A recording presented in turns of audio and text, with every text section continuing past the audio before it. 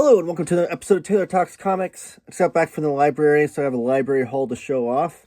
And I think the reason why I do this is to, one, support libraries. And I think everyone should, if you're a comic book reader, should maybe explore your local libraries and see if they have good comics and graphic novel sections. And just the fact that the libraries are often linked together too, so you might be able to talk to your local library about getting some of the books that you have been wanting to try out. And part of the journey as a comic book reader too, just finding different ways to read comics or try them out. And I do read digitally sometimes, but I prefer to read physical copies. But also, this will be a little insight into some future content on this channel, because some of these books are going to be popping up on future videos where I do a deeper dive into them. There's a little bit of preview in that regard. And then also, who doesn't love a good haul video? I mean, yeah. So let's flip the camera around and get to it.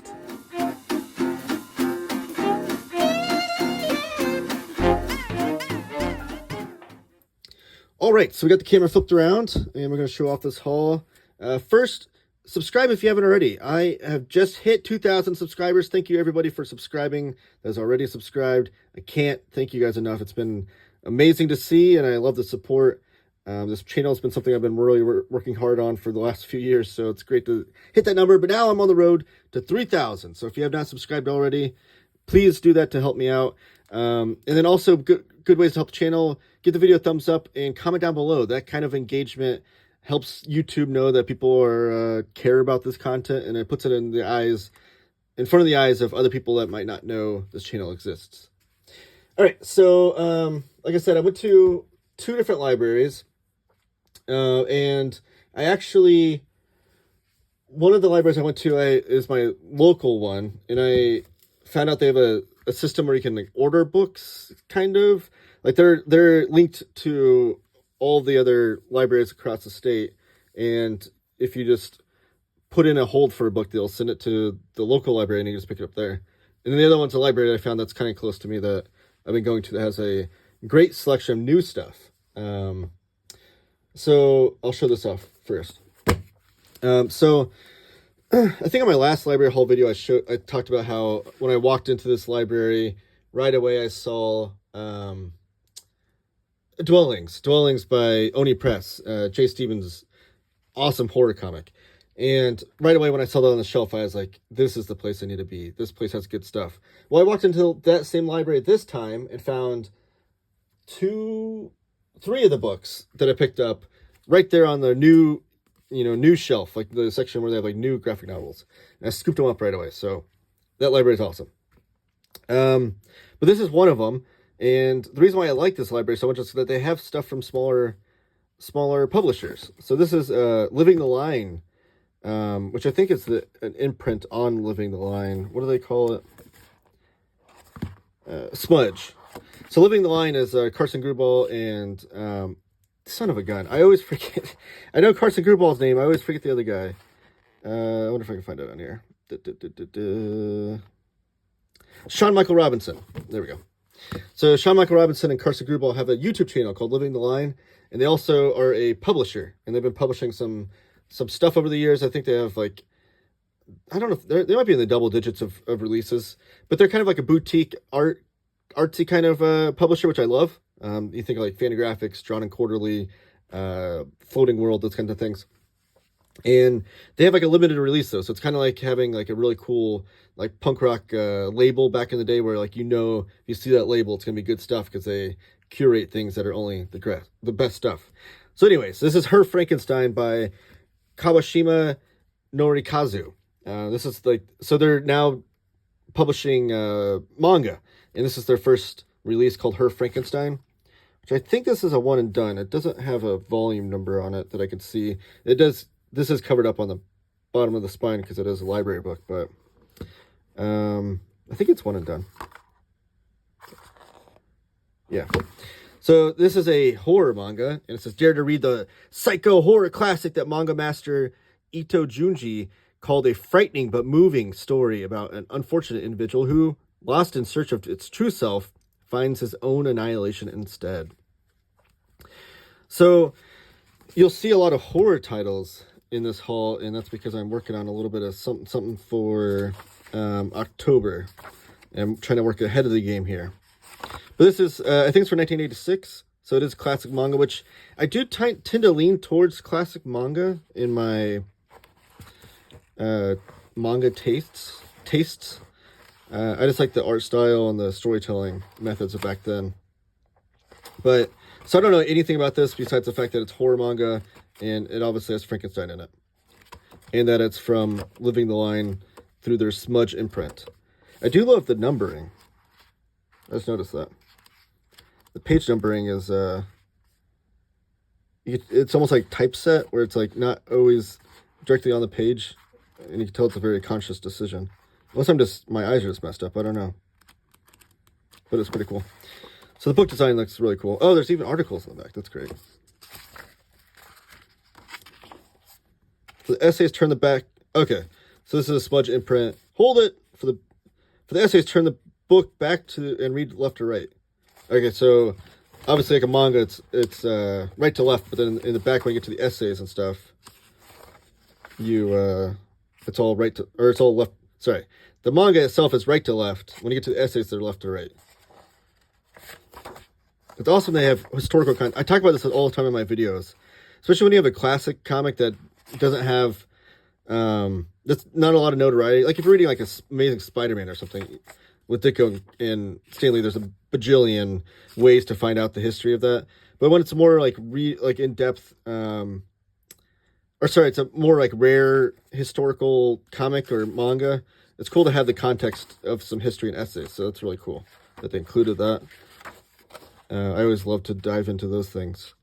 But yeah, edited by Ryan Holmberg, frequent manga translator. And then lettered and designed by Sean Michael Robinson. So yeah, Her Frankenstein's the first one. Up next I have Providence by Alan Moore and Jacen Burrows. So this is a horror comic, and I for the life of me, I can't remember if I've read this or I've read Neonomicon.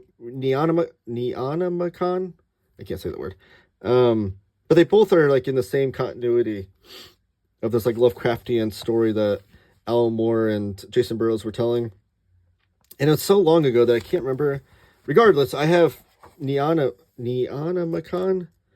I'm really butchering that. I'm sorry if there's any Lovecraftian fans out there that are like screaming at the video right now. But it's so long ago that I don't remember it, and it's worth revisiting.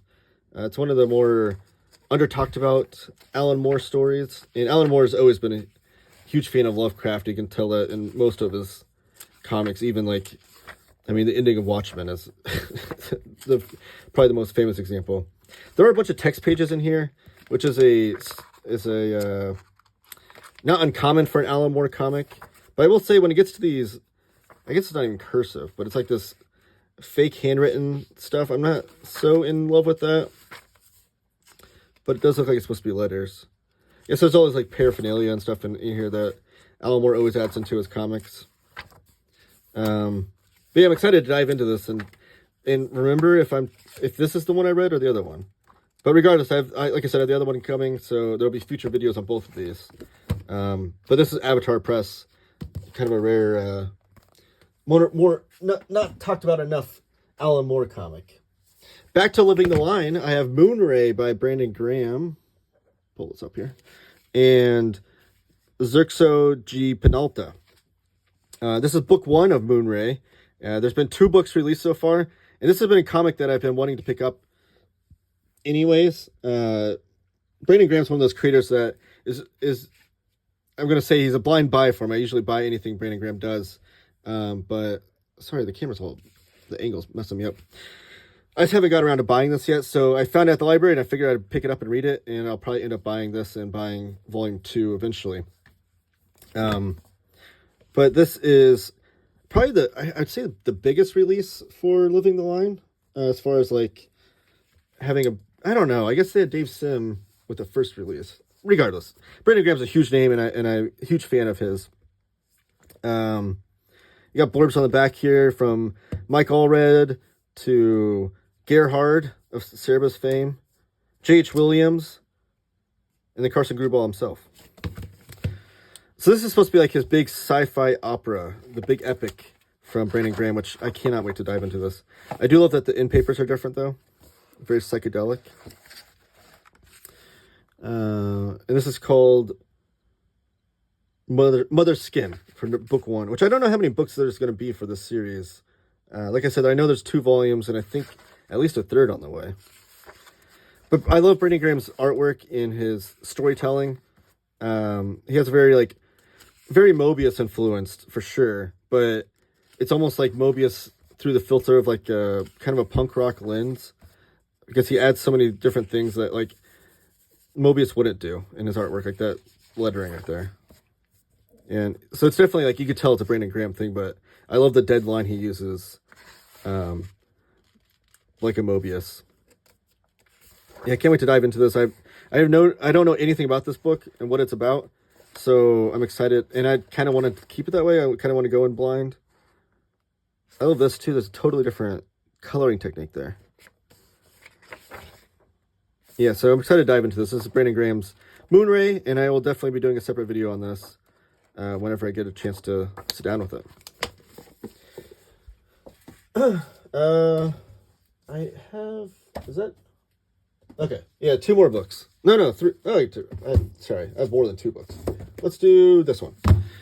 Junji Ito's No Longer Human. So, like I said, I'm planning something for October. There's a little tease for you. I'm not making any announcements until closer to time. But Junji Ito is like the master of horror, especially modern horror. I don't know, you could talk about horror manga and not include his name. And at this point, you might not be able to talk about horror comics and not include Junji Ito's name. But this is based on an adaptation of Osamu Dazai, who wrote this story called No Longer Human. It's been adapted by a few different people. There's been, I think American comics that have adapted it. I know there's another manga that I saw that had adapted it. But I've never read this before, and I love Junji Ito. I've read everything I've read from him. I absolutely love. And this one's supposed to be pretty depressing and I don't even know if deep's the right word, but just terrifyingly depressing, or people have described it that way. So I will be reading this with caution. But No Longer Human by Junji Ito. Another Junji Ito book I picked up is Tombs. This is one of the recent releases from Viz, collecting all of Junji Ito's work. It's a story collection, so this is short stories. And yeah, so excited to jump into this one as well. I think my favorite Junji Ito that I've read so far is definitely Uzumaki. One of the things that I will say that Junji Ito does that I think he is the absolute master of, that I don't know that any other comic artist has used it as powerfully as he has, is the page turn. I talk about that a lot in my videos, is the page turn and how powerful that is. In the medium comics that no other medium truly has, where the reader has the control of the page turn, they can flip back and forth, whatever. But that page turn reveal, especially in horror comics, is a big deal. And Junji Ito is just the absolute master of it. So excited to jump into some more Ito. Here's a classic horror comic. Horror, I guess you could say superhero adjacent. This is by James O'Barr, obviously. I don't know why I even paused there. This is James O'Barr's classic outlaw comic. It was released back in the day. Does it have the original publisher on here? I wonder. No, I forget who it was. It wasn't Eclipse. It was, I don't know. Someone put in the comments who originally published The Crow back in the 80s. But it is kind of autobiographical. I don't know what. Something tragic happened in James O'Barr's life, in his real life, and he used that to then filter it through into this story. I guess I'll translate it that way. But I've actually never read this. So I've seen the movie with Brandon Lee, the late great Brandon Lee, but I've never actually read this. And I do understand that since it's been collected in a number of different ways, and this is the special edition, that there's been pages added. I think art's been altered by James O'Barr. and the story's been collated a little differently. So it's not the original way it was published, but regardless, I can't wait to dive into this and finally read this underground outlaw classic of The Crow. Steve Niles and Clive Barker blurbed on the back. All right. And the last one is a Fantagraphics release, Hogbook and Lazer Eyes. So I talk about this a lot on my channel. Fantagraphics is my absolute favorite publisher in comics. But the problem is they release so many books, so many awesome books that I want to read that I literally can't afford them all. So I love that I found a library that has some of these books that I can try out and see if I want to permanently put them on my shelf, which is part of the journey too of doing these library hauls. Is like, it's a way for me to try out a comic and see if I want to end up buying it. But this is a really cool book design though. I don't know if you can, see, it's like glittery on the lettering there.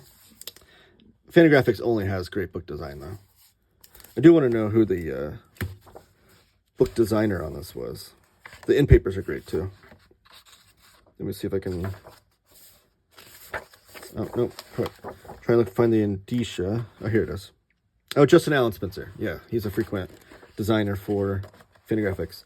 So the only thing I know about this is that this comic is about... It's written and drawn by Maria Bamford and Scott Marvel Cassidy. And it's about their journey together where they fell in love via a dating website. So it's a very modern, romantic tale. But the twist on this story is that the whole story is told through the eyes of their pets. So it's a totally different way of interpreting a romantic comic.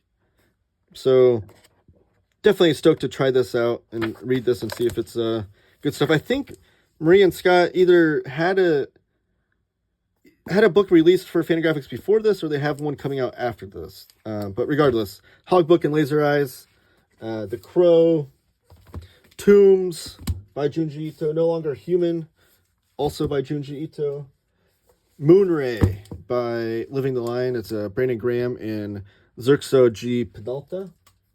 Providence by Alan Moore and Jason Burrows. And last but not least, but Her Frankenstein by Kawashima Norikazu. Those are the comics I picked up at the library on my most recent trip.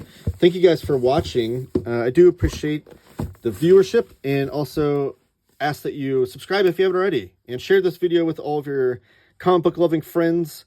Let them know what we're doing over here at Taylor Talks Comics, and everyone just support your library. Go to your library today, check out the graphic novel section, and read more comics.